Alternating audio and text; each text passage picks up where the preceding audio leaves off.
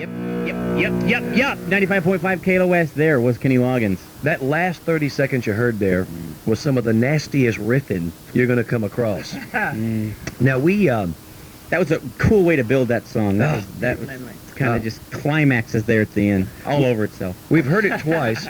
We were with Kenny on our second appearance on The Tonight Show. He was there. You guys were brilliant, by the way. Thank you, Ed. For our 4 minutes, we were brilliant. But we had a chance to talk with Kenny real quickly there. And then we ran into him again in San Francisco at this radio convention, whatnot. And he has the new album. We talked in depth about various things. And frankly, well, with Kenny with us for the next 45 minutes, we have quite a few things to cover. We'll be talking about the new album, his current situation in his life, and what has been happening over the past 20 years that he's dominated the charts of music. So we, first of all, want to thank you very, very heavily and deeply for coming and being with us today. It's my pleasure. I appreciate it. Very cool. Kenny, the songs that you sang from the older albums were as emotional, a bit more fun maybe. Now, you've gotten into some very meaningful things inside you. Now, are these inspired from your experiences going on in your life right now? Absolutely, yeah. No, all my best music has been inspired by my experiences. You know, they talk, people are saying now that this is the most personal record I've done, but not really. When you look back at Danny's song was about my brother, This Is It was about my father, you know, I've had songs about my children gradually here and there, you know, Only a Miracle. But the nature of songwriting, I believe, is that you dig from that place, that personal place, and the way you write it so that other people can take it and make it their own personal song. So Danny's song, as we know over the years, has been, you know, moved a lot of people and been felt very personally by individuals everywhere. Yet for me, when I wrote it, it was just strictly about me and my brother. So it's just how you write a song, you know, that I think good art should come from that deepest place in the artist. It should mean something to the artist. It should mean as much as possible, and that will then transcend to a larger audience. Do you think you've grown and expanded now with this new album, or is it? Absolutely, yeah. No, I think if I were to critique my own work, I would say that in the past I'd been reluctant to look into the scary places and to write about painful things, and so my work tended to be a little light. You know, it wouldn't move into the shadow. Well, you know, we could sit for the next hour or so and we could dance around and pretend that life is good and life is perfect for us and for those that listen to the show, but it isn't. We've all had They call that positive thinking. Okay, we can talk about that. But you yourself, as many of us and many of those that are listening have dealt with, you have dealt with a personal hell in the past, the recent past, and you were separated from your wife and now divorced. That's right. You got the 3 kids. Yeah, and the whole issue of what they call custody these days, is, that's pretty tough too. There is a song on the album that we're going to get into in a minute, but if you would share with the listening audience what you shared with the audience in San Francisco concerning the song that you sang. You were trying to sit down and write a song to your daughter. Well, this was, I guess, going on 3 years ago. And at that time, we were planning a christening, you know, like a baptism kind of thing, for the little girl, my daughter Isabella. And so I'd promised myself that I was going to write a christening song for her. And, you know, as time goes by, gradually, you know, you're getting up to like finals, you know, where you're getting up to about an hour before the christening. And I sat down in a hotel room about a week before the christening to see what I could come up with. And what came through, rather than, you know, something for a ceremony like that, what came through was a song called The Real Thing, which made me look, and when I say came through, I mean I was completely shocked by what, you know, I was just singing off the top of my head, walking around the room and singing whatever came to me. And the words and music came through all at one time. I did it for you and the boys because love should teach you joy and not the imitation that your mommy and daddy tried to show you. And I went home and, you know, what is, can I say that word on the air? Yeah, go. And holy shit, I said to myself, I said. He said that. Nice that you didn't sing it to yourself, otherwise it would have been in the song. But you said it to yourself. Because they had no control, you know, they just throwing it out. That's what it was. There it is. Yeah. So, but anyway, you sat down and you were trying to put this, and it didn't really come out the way you had sat down for it to come out. It came out. And it made me look at that probably was the focal point for the album, the beginnings of the album itself. But what I saw was that something big was happening in my life, and I hadn't really wanted to look at it. And that was the first realization of what was going on with you and your wife? Well, there's problems. We'd been working on the marriage for a couple of years, but I hadn't quite realized that I'd made it to that point. When a year before we would separate, I'm writing a song that is a retrospective of having already separated. So, a part of me knew I was already out of there, and that I'd done everything I could, but I still stayed another year, and we worked on it another year before I finally brought the song out of my back pocket and finished it with David Foster. Powerful. Well, the sad thing of it is, and again, we deal with it, a large percentage of married couples, kids or not, they do part ways. And having a couple of children myself, that is really... Living hell, I believe, is living in a relationship you don't belong in. To live in a relationship where there is no love. The problem is most people have given up believing in love. They think, well, this is as good as it gets, or this is what love is. And, or maybe I can't expect any more than this in my life. Certainly my parents didn't have any more than this. Love is duty. Love is getting through the day. Love is some level of companionship. And what's so threatening about my record is that I say, no, love is more than just companionship. There is such a thing as love, but you have to insist on it in your life. And many of us have never even been trained that we have the right to insist on love. You just get what you get, and to hell with anything else. It's just as good as you can get. That's not true. You can have love in your life, but you have to force the situation. You have to push yourself into a place where you can have it. You either work on your marriage with the person you're married to and find a way of moving in deeper to what really matters to you. And basically, my prescription for that is learn to tell the truth. You can't tell the truth until you know what you're feeling. If you've shut down to the point where you have no idea how you feel, how can you have a relationship? These are very inspiring words to, especially to guys and girls, I guess, in a position where they're not married yet and they've been holding out. We've been taught that the fairy tale isn't really true; it's a fairy tale. It's not a fairy tale. And that, if you keep believing, I've always hoped that my personal quest or desire was there, that the fairy tale is there, and it'll be there sometime if you wait for it and want it to happen. Absolutely. I find that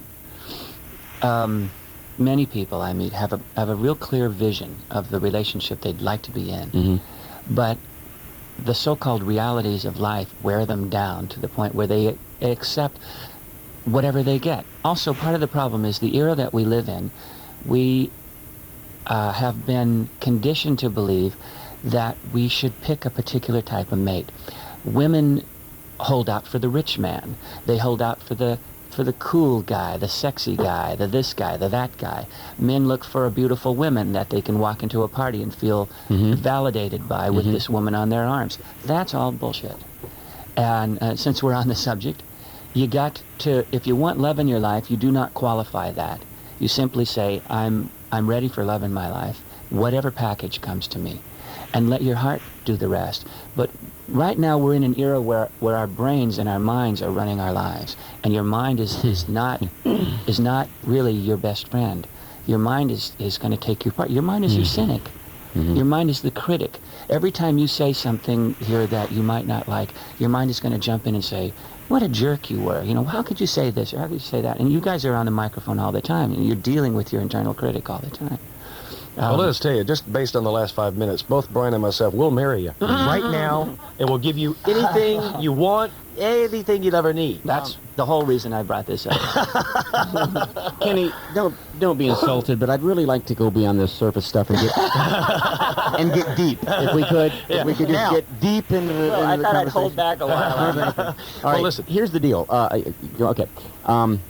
Kenny's guitar people are here. They're going to set some things up. We're going to take a commercial, and the first song we're going to ask Kenny to do is The Real Thing, which is the song he was just describing. Would that be all right? I'd love that. Can you do that here live? Well, I'll try. All right, and then we want to touch base with what we've known you for the past 20 years, and kind of whatever, we all have our favorites. Celebrate Me Home. I mean, the list is endless that we could ask for, but it's going to kind of be Whenever I Call You Friend. Whatever. I call you friend.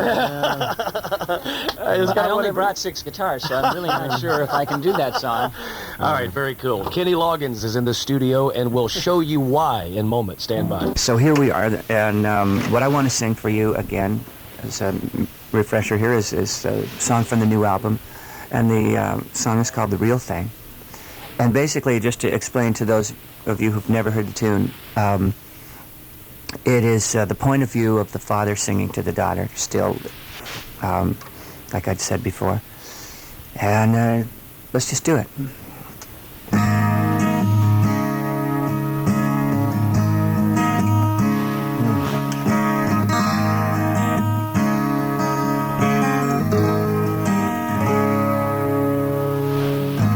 Amanda, I know what you're thinking. More echo. You and I have much to say. You've been making me crazy, trying to understand.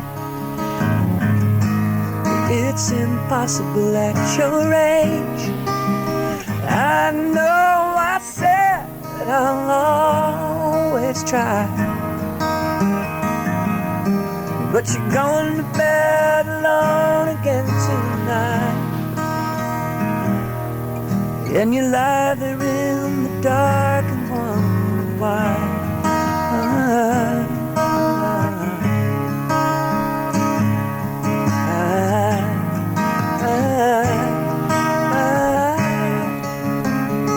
I did it for you, boys, 'cause love should teach you joy, not the imitation that your mama and daddy tried to show you. I did it for you, for me, because I still believe there's only one thing you can never give up or ever compromise on, and that's the real thing you need in love.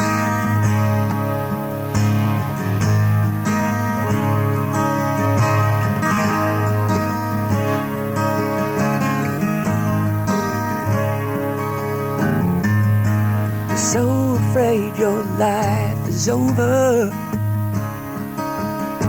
and nothing I can say can change your mind.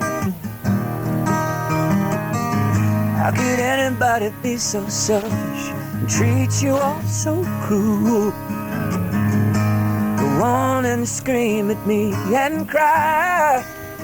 I'll always hold you in my soul, and I'm never gonna leave you all alone. But your daddy doesn't live here anymore. Oh, oh, oh, oh, oh, oh, oh. I did it for you and the boys, because love should teach you joy, not the imitation that your mama and daddy tried to show you. I did it for you and for me, and because I still believe there's only one thing you can never give up or ever compromise on, and that's the real thing you need in life. Oh, yeah. Everybody's got a boat upon the ocean. Not everybody's sailing out to sea. Is there someone there for me? I'm ready to believe.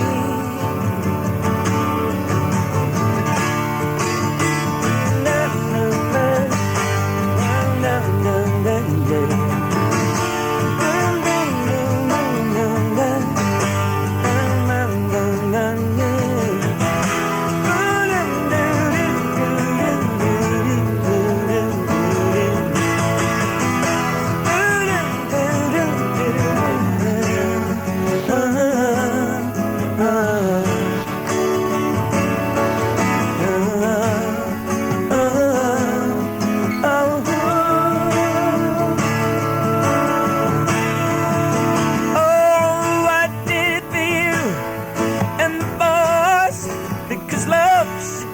real joy and not the imitation that your mama and daddy tried to show you. I did it for you and for me, because I still believe there's only one thing you can never give up or ever compromise on, and that's the real thing you need in love. Oh, little man.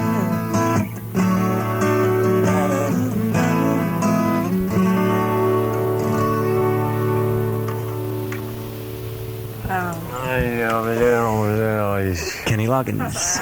That song. It means that song. means a great deal more to some than others, but that was extremely special, Kenny, and thank you very much for doing that right off the bat there. If you keep doing songs that are honest and from the heart, you can get as personal as you want to get. I appreciate that. That was a joy to hear. Thank you. Well, that's Kenny Loggins is what that is, and that again is from his new album, which by the way is out and available. This has been in stores for a while, and we've been privy to it and had it in our cars for a bit, and we did play which song, which cut did we play, Nicole? The one. Conviction of the Heart. Oh, that's such a that's a killer tune. The disc is called Leap of Faith. Go get it. You'll like it. All right, now let's go back a bit. We've dealt with today and what you've been dealing with in the past few years, but we've been familiar with Kenny Loggins since the days of Loggins and Messina. And have you spoken with Jim? Long ago. Yeah, it was a while. Well, there's been some water under that bridge. Really? So how were those days? And do you talk with Jim? Yeah, I just talked to Jim the other day. We don't really hang out together, but we do see each other occasionally, and he helped me with this record in that he has a studio up in Santa Barbara. And you actually went and worked with him. Feel free to cough or whatever. Yeah. Throw it out. Yeah, and yeah, I worked in his studio for a while, and basically I was trying to stay home as much as possible, because in those days when I was working on the record, the kids were living with me up in Santa Barbara. Mm-hmm. And so we had a whole year where I did Mr. Moth, and did the whole school year last year. It was really sweet. You enjoyed that? I loved it. I loved it, and I miss it. But now is a different season and a time to change. You know, as I mentioned, the whole custody thing. My wife ended up getting the children to move to Los Angeles, and my sense of it is that it's appropriate for the children at this time. I mean, it wasn't easy, but It wasn't easy for the kids, I would assume. no, it was really tough. It was really tough, especially on the oldest boy. And it's tough to see it be tough on your children. Yeah, but it's tougher to stay together in a marriage, not only where I felt I wasn't happy, but also what I'm teaching the children, like the song says, what I'm teaching the children at that moment, if I stay together in that relationship is jail, that you're powerless to change your life, that there's no such thing as love, so don't even bother trying. Those lessons are much more painful lessons that the children are going to grow up and hate you for. I think one of the reasons why teenagers grow up and are so angry at their parents is because their parents are teaching lies to their children. And primarily the relationship lie is going to be one that's going to come back on you, and you're going to raise real angry kids because they're going to want to set themselves free from that stuff.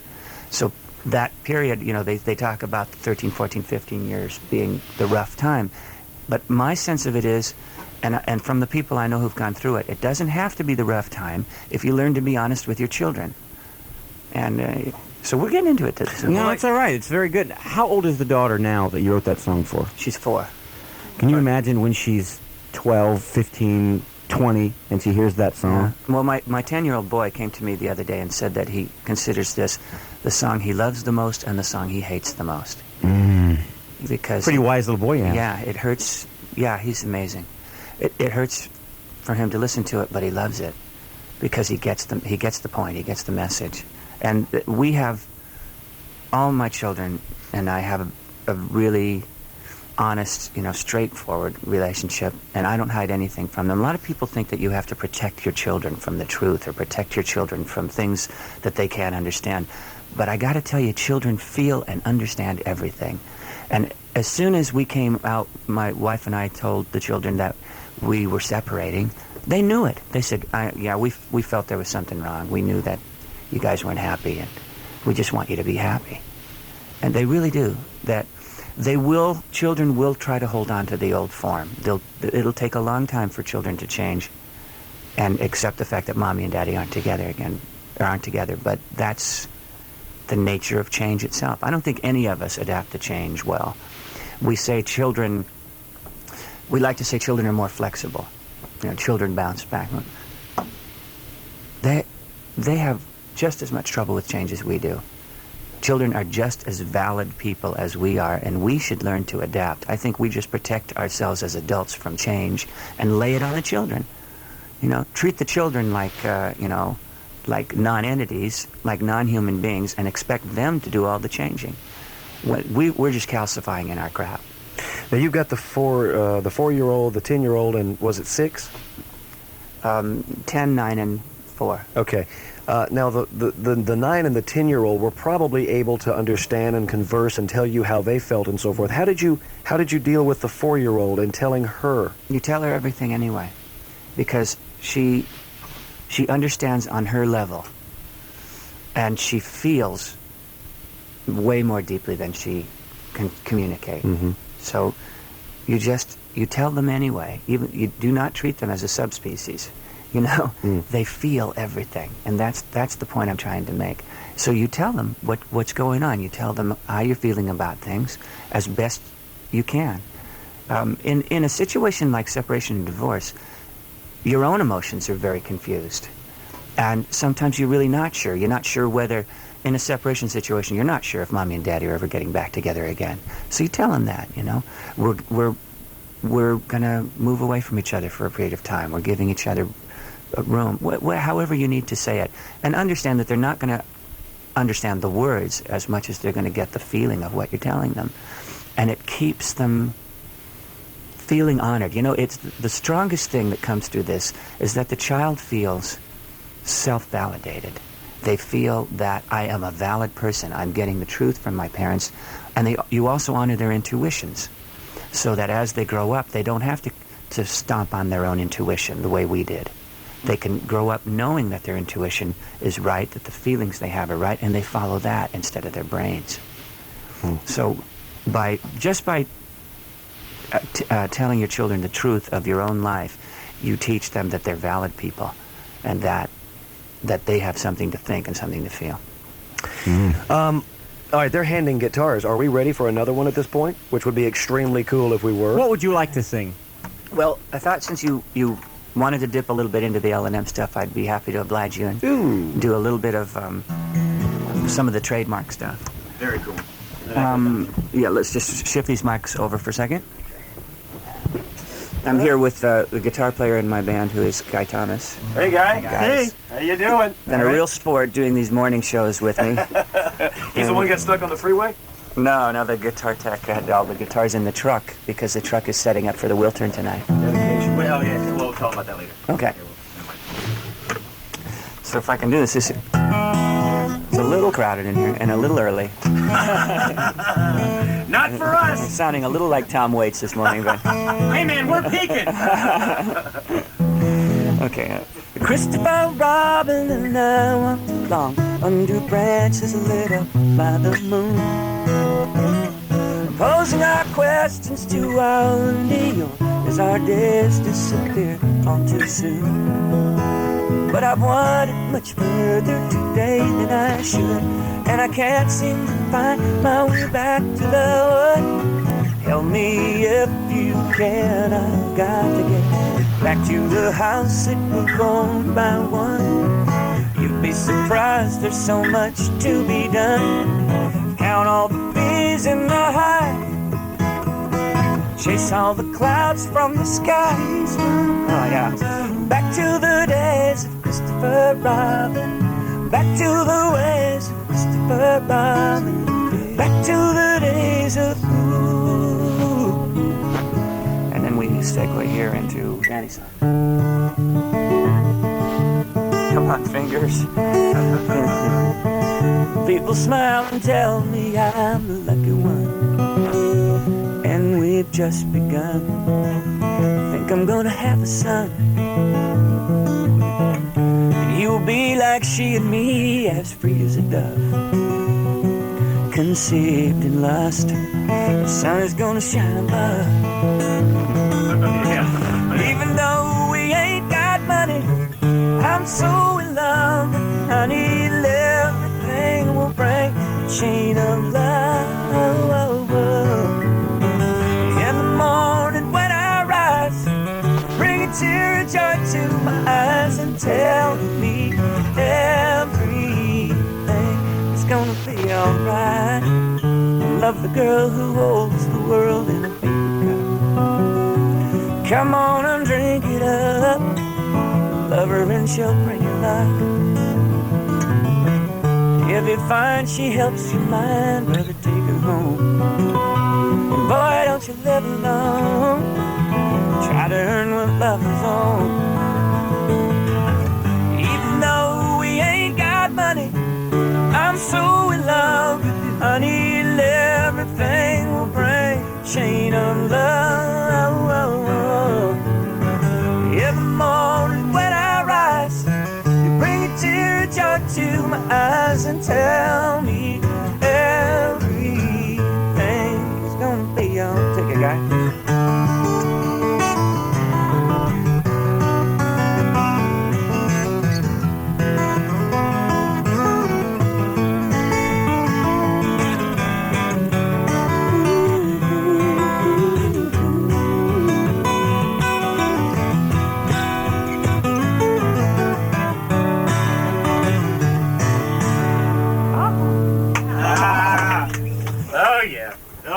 Pardon the ignorance on this question, Kenny. That was but called Danny's Song. did you write that?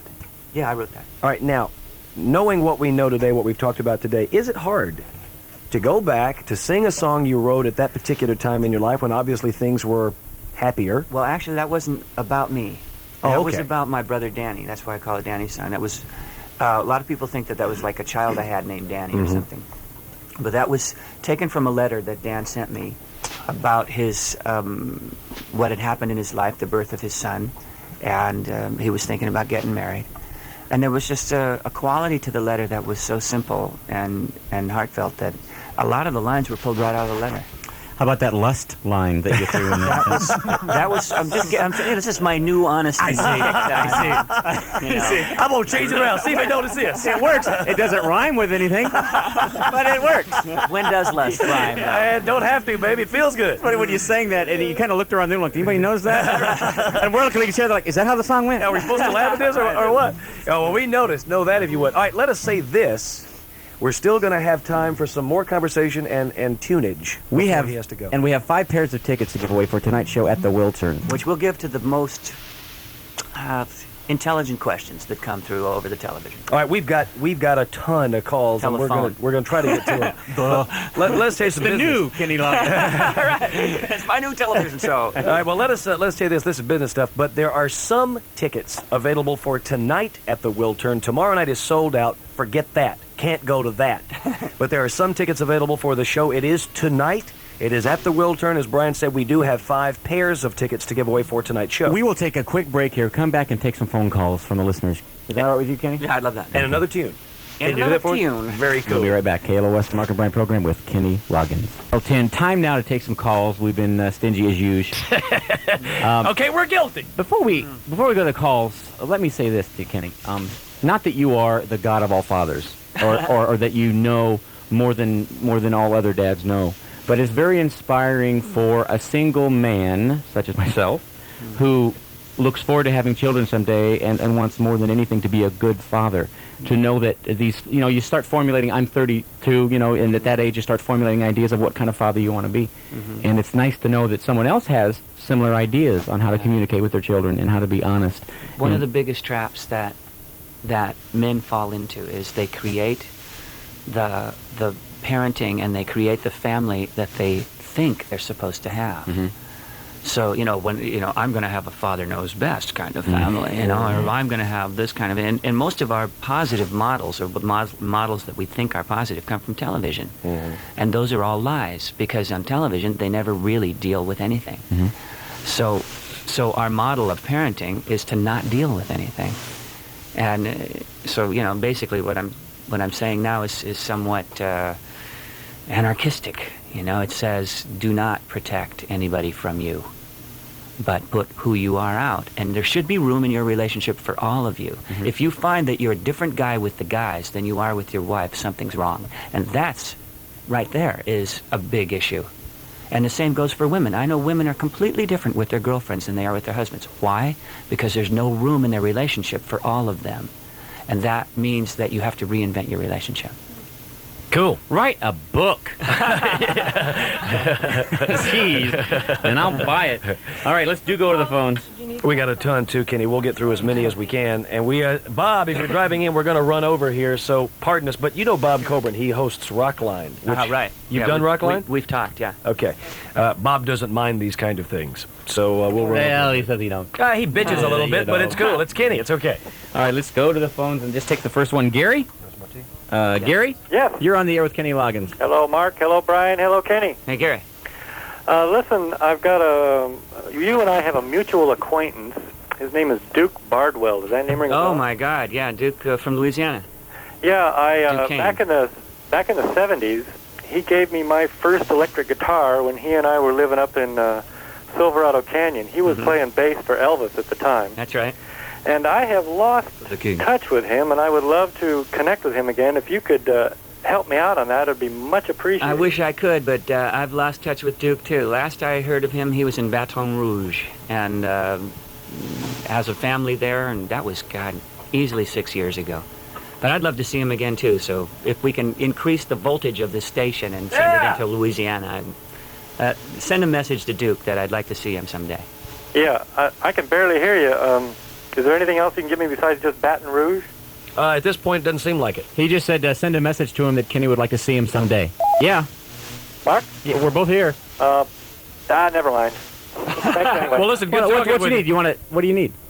Go ahead, sir. I'm Pillowcase? just going to say, love you guys. Love you you. guys. We have this relationship. You know, we got a good relationship with our listeners. If we can just keep our relationships outside the radio as cool as this one, we're jamming. We got it. All right. Let's go to line 3. This is... No, that's not it. Let's go to Robert. I'm impressed with the technology. Thank you very much. It's the 90s. Robert? Yes, hello. Yes, you're on the air with Kenny Loggins. Hey, how you guys doing? How you doing? I haven't had a chance to talk to you guys since you out the other street when you were going to the music center one day. I got a trivia question for you guys. Okay, well, I'll back off, and you guys can take this one. No, okay. It's when Kenny Loggins and Jim Messina first started. Do you guys know who they opened for at the Troubadour? Open for at the Troubadour. Do you know this one, Kenny? How many years ago? I'll give you a hint. Their first album. You want to be a chunky what? You want to be a junkie. Charo? Let's No? The Italian bombshell. say, you want to be a junkie. Boy, that's familiar. Actually, there's a pretty tragic story on Curtis Mayfield. Yeah. Oh, we played that yesterday. Superfly. Yes, you opened for Curtis Mayfield? Yeah, does that seem like a logical pairing? Boy, it sure does. Curtis Mayfield. Now that you mentioned it, yeah, it's a perfect ticket. What a bill. The very first time I walked out on that stage, I would open the show alone acoustically and do Danny's song, House of Pooh Corner, and stuff like that. And there were a couple of gorgeous black girls sitting right at the foot of the stage, right in front of me. And I was performing, doing the songs, and they were saying, "Get down, get down." What I found out later they were really saying was, "Get off the stage." No. Oh. And you're thinking, yeah, I'm cooking now, man. Yeah, but they're loving me here. I'm in it, baby. Let's get it done. Linda. Yes. Go right ahead, ma'am. Hello? You're on the air with Kenny Loggins. Hi. Hola. Hola, amiga. Hi. I understand your views on love, and I really can relate, and I found someone really great in my life, and I'm going to be married soon, so I'm really excited. Good for you. We don't have any children, and I understand it's so devastating. How do you get your inspiration when you go on stage to sing these happy songs and to give so much of yourself? Well, whether they're happy songs or not, you sing them because I think my inspiration has a lot to do with the letters that I get back from people, that people appreciate. Like a song like Real Things, not only people at the edge of divorce or who have gone through divorce, but the children of divorce have come to me and thanked me for that song, and that carries me through. As a songwriter, I want to write stuff that's going to be around a while. And the reason why I'm still at it is because I see myself mostly as a songwriter, and I love to perform my material. And, you know, I want to write things that matter, things that move people. Well, I think everyone can relate, and when I've been at your concerts, it's like everyone can relate, and no one wants to leave because they want to hear every word of every song. And I think everyone can feel a lot what you're singing. And I appreciate that, and that's why I'm performing at the Wiltern. Great, and I was wondering if little theaters across the country so that people can hear the words. You like the smaller venues? Yeah, a lot. Oh, yeah. And I'd rather stay 5 days in one town and Great. You know, camp out and do the morning shows and, you know, talk to people. There's a song that you sing, and I'm not sure the name, but it starts, she sings to me now and then. It's called Now and Then. Can you sing a little bit of that? Sure, I can. Okay, yeah. great. Willis just put a guitar together with a capo on the 5th fret. Love that kind of talk. Neat. That's so music talky. All right, Linda, you hang on for that, okay? Hey, Great, Linda, did you want to go to the show tonight? I'd love to go. Okay, we got a pair of tickets for you. Oh, thank you very much. You Thank betcha. you. Enjoy it. Bub. Bub, Linda. She calls me Bubba. It's a love thing. Trina? Yes. Go ahead. Hi. Kenny, I Hi. just want to tell you, first of all, thank you so very much for the album. It's great. Thank you. Second thing, can you say hi to my friend Gail, because she's not going to believe I'm talking to you. Well, Gail, come on. We're going to see you tomorrow night. We're going to be in the 4th row center. Okay. Question for you. Do you have any plans on getting together with Jimmy for possibly an album or anything like that? We're going to get together for dinner. What about at the... Well, just don't make it at Mark's house, because all you'll get is a turkey dog and no chips. He's bitched about that for 2 days. Hey, you can all come to my house for dinner. I'm a good cook. All right. Are you single? Yes, I am. Yeah, because we have a single gentleman in the studio today. I know, Kenny, thanks, though. No, thank you, though. I'd be in love. You know how Nicole is with Kevin Costner? Yeah. That's how I am with Kenny Loggins. Well, there it is. You know what? That's how we are. We're actually I am with Kenny shaking Loggins. like a leaf. we're touching him right now. Oh, my Would you God. stop that? What are you wearing, dear? I get the cup he's drinking out of. Okay, I'll get the bag. I wanted to know also, are you planning to have another benefit concert in Santa Barbara? No, I'm not. Oh. But I am performing in Santa Barbara, but I'm not supposed to mention that. Oh, yeah? Not till after this show sells out tonight. Well, we'll be there tomorrow night. I can't believe this. This is so exciting for me. Can I ask you one more thing? On the real thing, why didn't you start it out with Isabella's name instead of Amanda?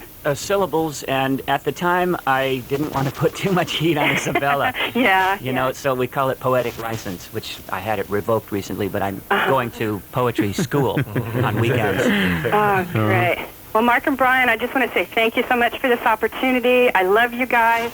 And is there a possibility that I could get 2 pillowcases signed by Kenny, one for me and one for Gail? We'll do our best. Of course you get the pillowcases, and if we can get him down here before he leaves, he'll sign, okay? Oh, great. We'll make him. Oh, great. Thank Just bring you him so to the much. show tonight. And We'll do that. Okay, good. Thank you so much. Thank you for calling. Thanks for Okay. listening. Bye-bye. All right. Look, it's 1 minute after 10 o'clock. Can we have one more song? He said he can do 2. Cool. So we're going to do Conviction of the Heart second, and you're doing what first? I'll do the one the lady requested, which was Now and Then. Cool. Okay. Kenny Loggins. So we're going to put Mike 2 on the guitar, and I'll just keep Mike 3 right here. This is really upscale. They have, you know, as many as... Or a mic. As many as I need. I'll take the headphones off so I don't get scared.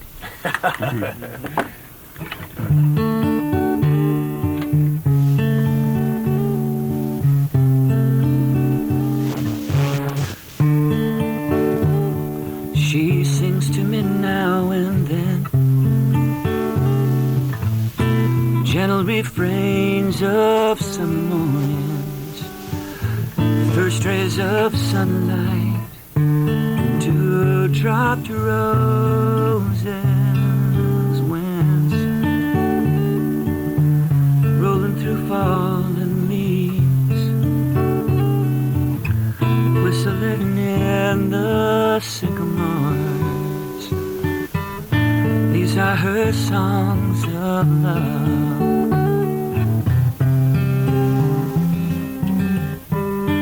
She needs to be reassured of all of the hope you hold for her. And brother, when lady loves you, don't ever lover, let it go. Take your world into your arms and let your feelings show. And she never will leave. Always these memories will stay with me, and I'll think of her now and then. It's awfully early for that note.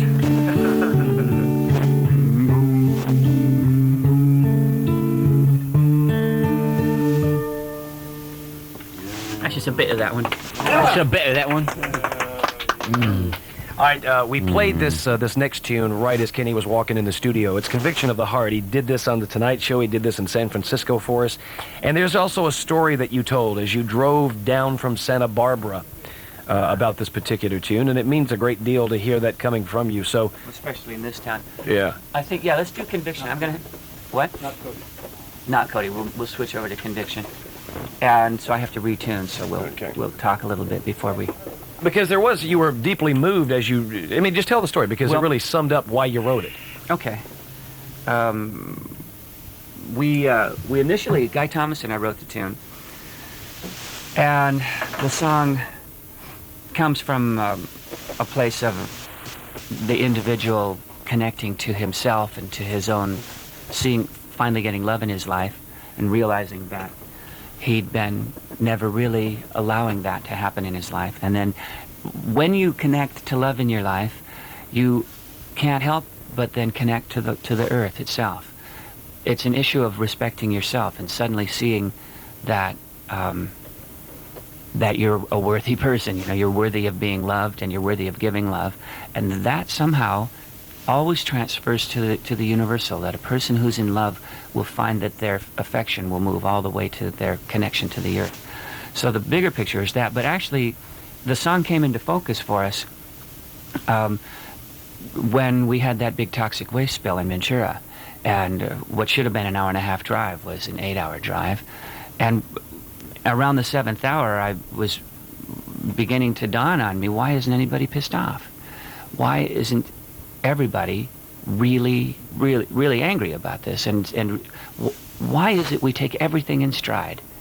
And it just seems incredible to me that a toxic waste spill that's going to pollute that particular river they washed it off in for God knows how many years, and the cloud of burning toxic fumes over Ventura, and I didn't read about a thing or hear about a thing. Nobody seemed to object. And it's one of those things about the 90s that we take for granted that makes me so crazy. And it reminded me of the movie Network, where Max Shoemaker, the newsman, stands up and says, I'm mad as hell and I'm not going to take it anymore. And it seems to me that that's kind of the purpose of Earth Day, is for everybody to anger is appropriate in this place. To get in touch with the fact that our Earth is being taken out from underneath us. And we have to get angry about it. We have to be mad as hell. And that's the only way that anything is really going to reach a place of change, is when the people themselves can say, you know, I'm not going to take it anymore. And don't. The problem is we find too many intolerable things tolerable. And that gets back to what we were talking about before. How can this be tolerable? It's because we don't feel anything. We have allowed ourselves to shut down to a point where we just don't feel anymore. And that's got to change. And so the essence of relationship in your life, here I go again, you know, that if you can allow yourself to feel within your relationship, you will then start feeling everything. And then things that should be intolerable will become intolerable. And then you have to do something about it. So when I talk to environmental magazines, I say, yeah, well, if you want to change the earth, change your life.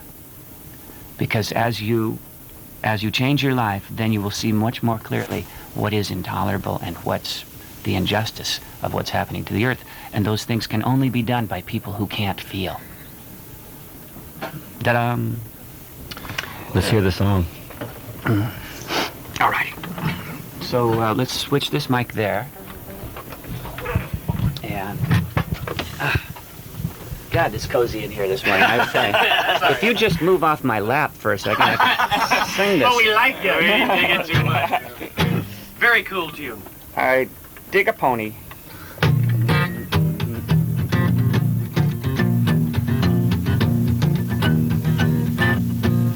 We'll make it as best we can. We're all dreams that we once had. This is the time to bring them back. What were the promises caught on the tips of our tongues? Do we forget or forgive? There's a whole other life waiting to be lived when one day we're brave enough to talk with conviction of the heart.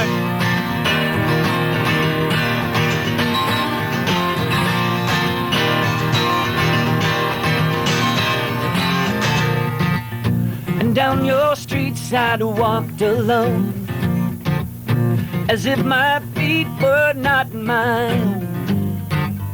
Such is the path I chose. Doors I have opened and closed.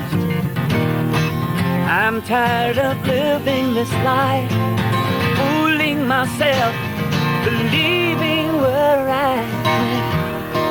I'd never given love with any conviction of the heart.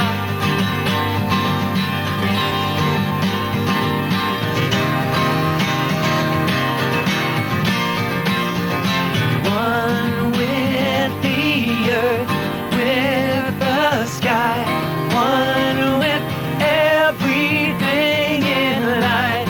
I believe we'll survive if we only try. How long must we all wait to change? World bound in chains that we live in, to know what it is to forgive and be forgiven.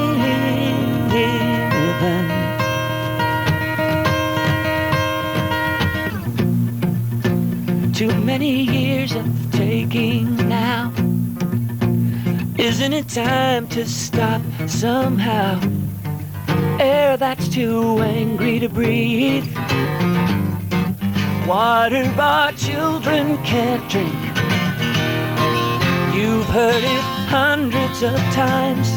You say you're aware, believe and you care.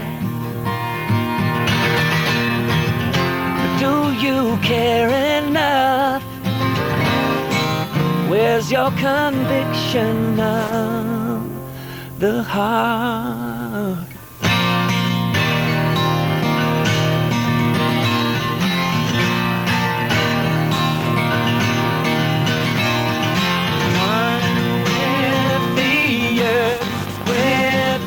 Sky, one with everything in life. I believe it will start with conviction of the heart. One earth, one sky, only one world, only one chance for one life. When will we live? Conviction of the one child, one dream, only one love. Give her one chance for one life. When will we live? Conviction of only one earth, only one sky, only one life. We've only got one chance to live in one life. I believe it's only gonna start when we begin with some conviction of the heart.